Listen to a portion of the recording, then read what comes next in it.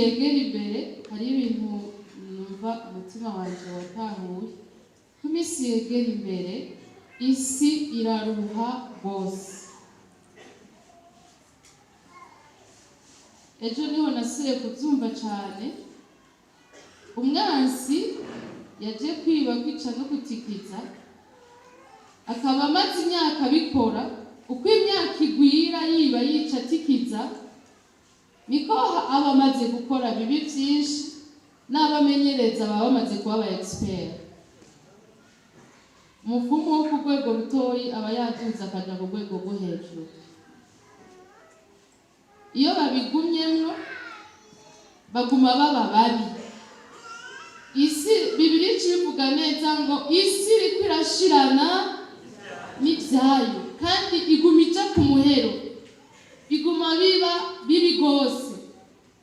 Ariko mu gihe ushaka ico natanguye gutahura imbere y'ivyo, nuko uko iminsi yegereza kugaruka kwa Kristo, niko Kristo ategura umugeni wiwe ngo ase neza gusumba.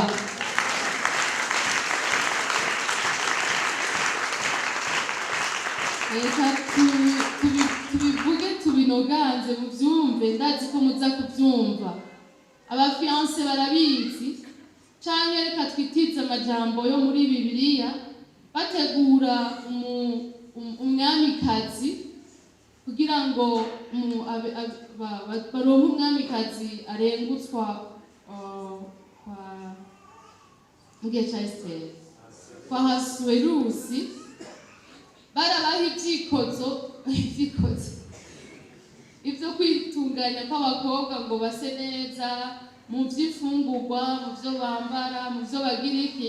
Mugabo hageze kuja guhura n'umwami, hegereje bamuha vyinshi gusumba, kandi uramukiwe kugenda niwe bamuha amaparfum meza gose, bamuha gusa neza gusumba uko vyigeze, kuko harageze ko ahura n'umwami.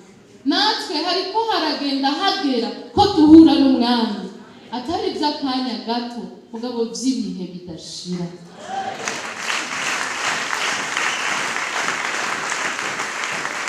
Haleluya! Rero natwe turamenyerezwa ivyiza n'ibihambaye bidufasha gutungana gusumba uko twigeze. Shengero ry'Imana ndabasabye mu byumve, kuko ivyo n'ibitaba bihari ntaco tuzoba tubereye hano, nta nico twaba turonderera Yesu.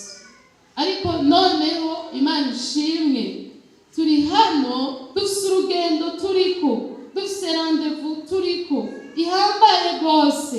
Turi mu myiteguro ikomeye yo kuzobana n'Imana yera, kuzobana n'Imana itunganye, kuzobana n'Imana itabesha, itiba, idakora ikibi, kuzobana n'Imana y'amahoro.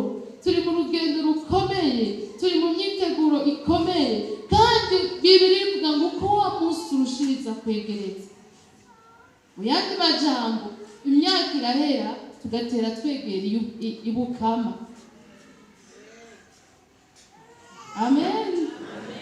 Imyaka irahera tugatera twegera ibukama, tugatera twegera ibwami, tugatera twegera ivy'ibihe bidashira.